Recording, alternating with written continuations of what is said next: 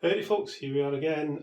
This is a Hornby B17 that was sent to me by Steve along with the two Class 31s. He told me that this could do with a service, so that's what I'll do. Hopefully this should be a simple service, but whenever I say that, it always jinxes it, so we'll see.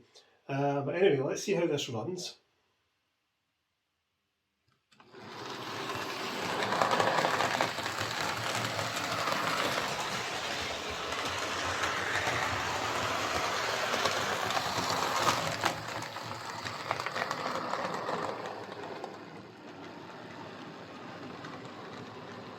So it seems to run absolutely fine. A bit reluctant to pull away slowly, but some of these old ring fields can be a bit sticky. My own B17 is exactly the same. I think I'm going to try sticking a CD motor in it. But anyway, let's get this to the bench and give it the once over.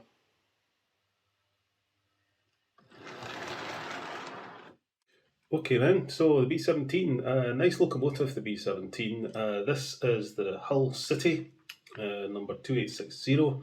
I have the BR Green B17, this one, which was donated to me a wee while ago. I renumbered this to 61680 and called it the Glen Kinchy after my local distillery.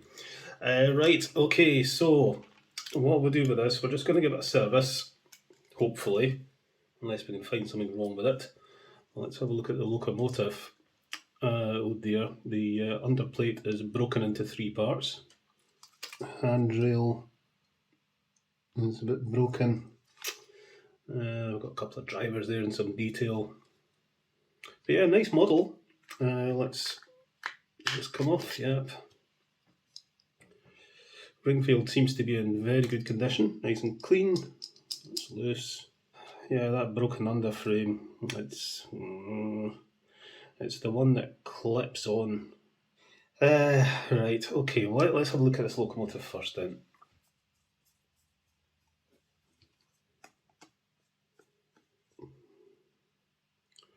It's the drawbar. There's a contact washer in there. Let's undo this, see if we can get the body off.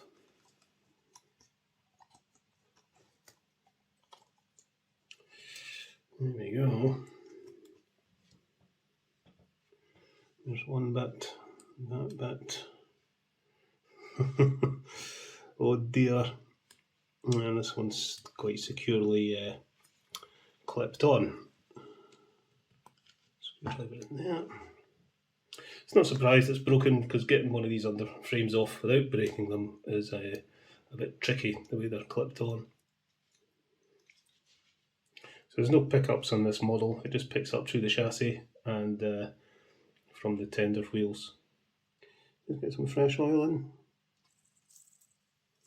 They're spinning nice and freely. Let's check the back to back on these. 14.1, 14.5, yeah, I thought that one looked a bit wide.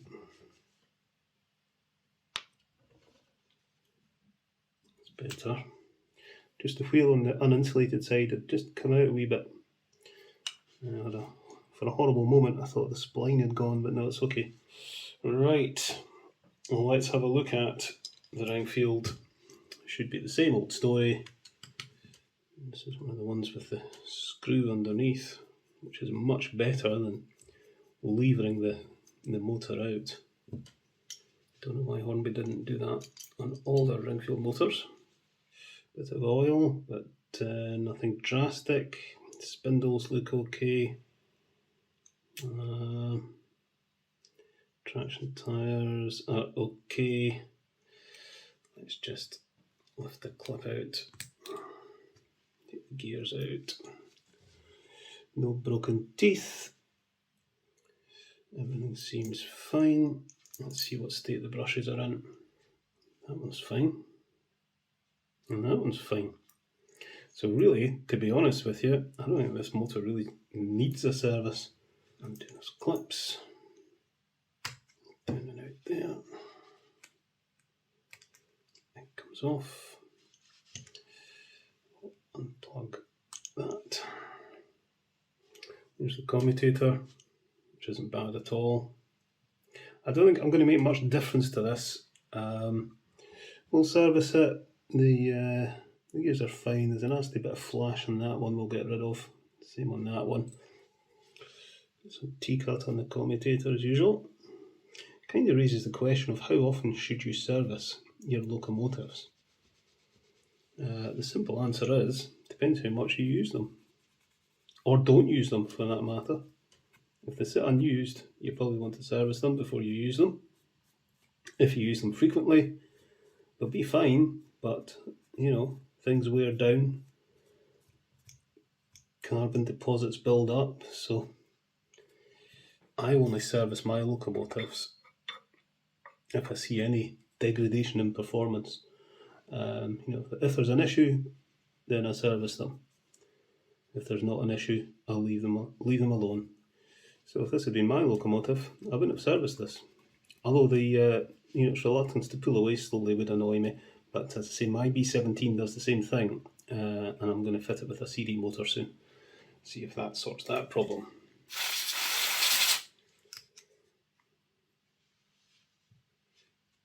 We'll scoosh out the axle shafts.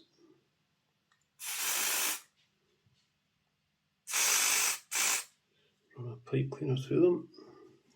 Wheels aren't too dirty. They'll be polished with some contact cleaner. Just get the old oil off the gears. I see these ones have a nasty bit of flash sticking out. The motor wasn't noisy though, so, but it's better off not being there. Flat surface, bit of sandpaper, and we'll get rid of that flash. It's better if I'll just give these ones a wee rub when I'm at it.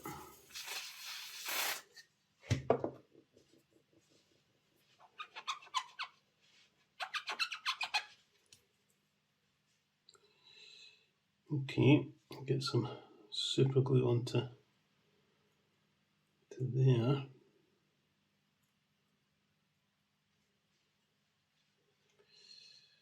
Put it together.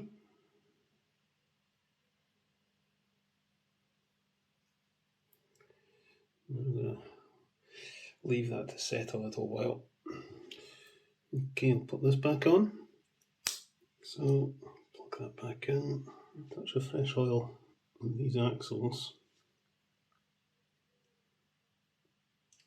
And I'll pop these in the vise to get them down to about 14.1.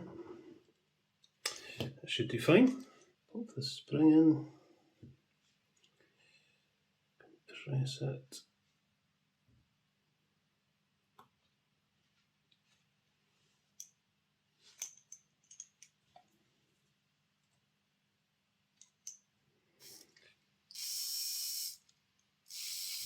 Get some oil in there, behind the pinion gear.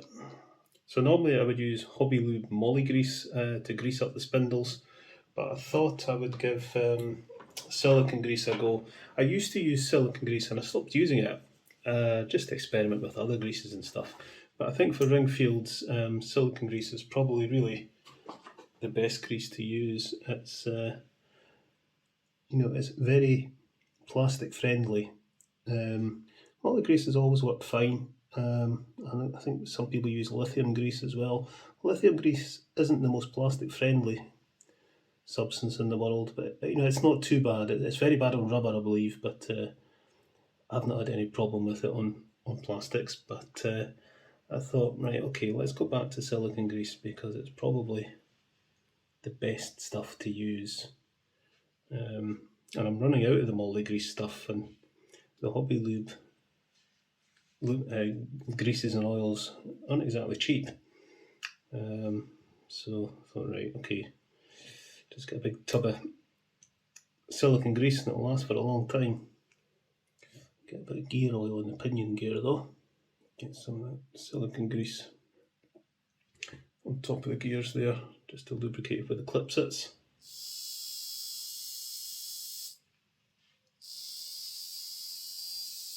Seems absolutely fine. Right, that all looks fine, so we can pop that back on. Okay, job done there. Okay, just try to fit the underframe back on there and the back bit broke off again. Doesn't entirely surprise me. You know, the design of these underframes, the way they clip on, is just ridiculous. Clips in there, and then it has to fit.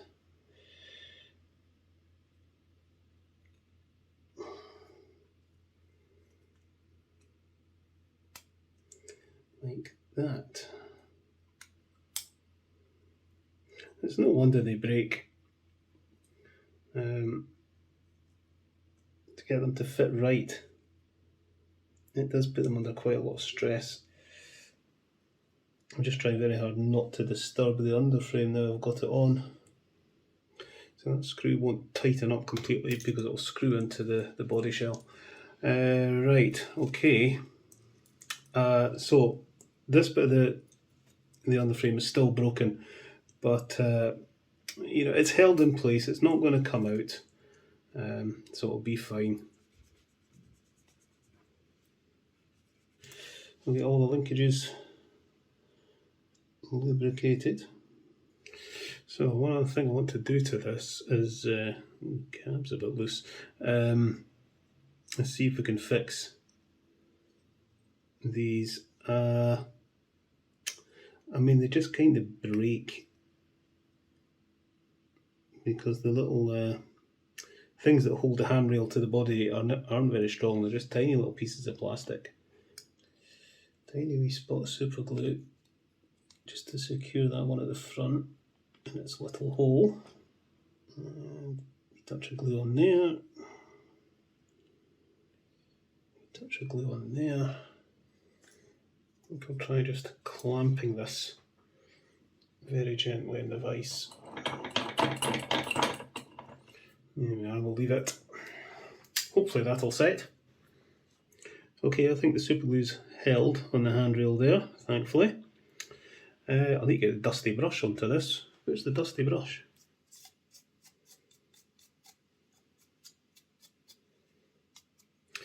Okay. This will do the tender as well. Righto, okay, let's get the body on. There we are. Okay, we'll pop this on the test track. That moves nice and freely. Just pop the tender on.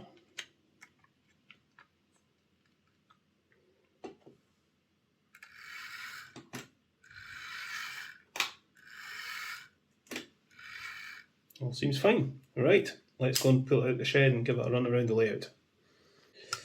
Okay, a wee bit of a false start there. It ran round the layout, but very lumpy. And I think I just need to look at this drawbar. Okay, I think what I'm going to do is I'm going to file the metal of the chassis block just around the hole there, just to expose the bare metal. So the contact washer will touch bare metal when it's in place. And I think I'll also file the top of the drawbar so the metal's exposed. And let's see if that makes a difference. Because with a contact washer in there, the drawbar should be fairly stiff. You could feel, you should be able to feel the resistance of the drawbar rubbing against the contact washer. Otherwise it's not doing its job. Okay, we'll try that. Let's try pulling it out the shed again. Okay then, let's bring it out.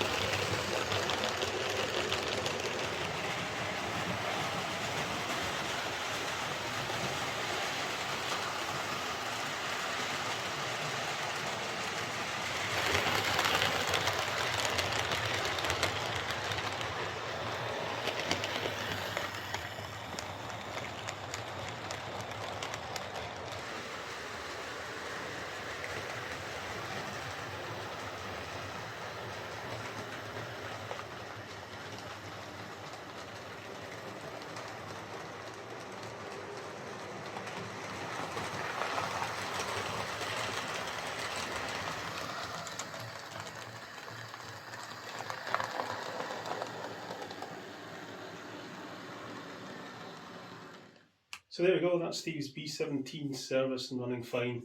It's still a wee bit sticky to pull away, but as I said earlier, my B17 is the same. Probably worse actually, so I'm going to fit a CD motor to mine very soon.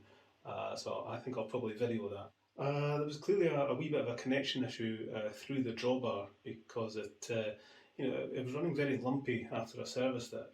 And I gave it a good few runs around the track thinking, well, maybe it's just the brushes, but no, it wasn't running very well. But a bit of filing to the drawbar and chassis and a wee bend to the contact washer seems to have sorted that. The only other issue really is the underframe, which is broken in two places and didn't glue successfully. The underframe on my B17 is also broken in the same places, so it's just the stress it gets put under when removing and refitting because of those stupid clips. So I've ordered a replacement underframe for both Steve's and my own, and I'll fit that before returning this and his Class 31 ton. Okay, so again, thanks to Steve, and I'll catch you later, folks.